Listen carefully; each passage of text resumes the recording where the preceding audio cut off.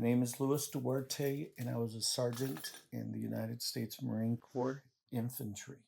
How long was I in the military? 8 years total. Some of it as a reserve, some of it as active duty. I was deployed to Iraq in 2003. So I was deployed down in Iraq in 2003. Gosh.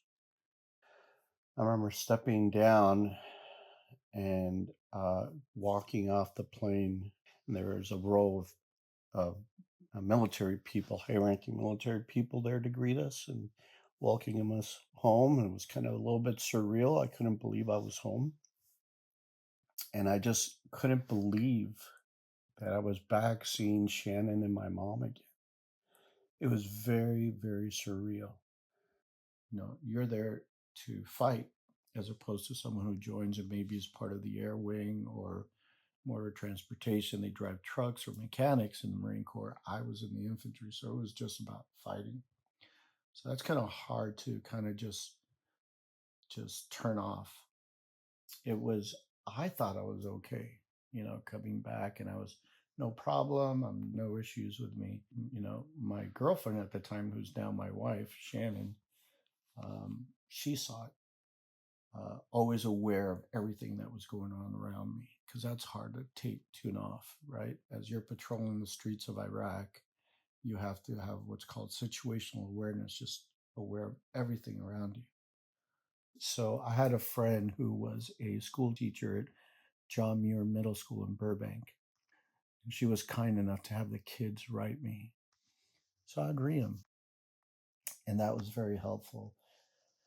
But sadly, when I became comfortable with being in that environment, I came to the realization that I had lived a good life.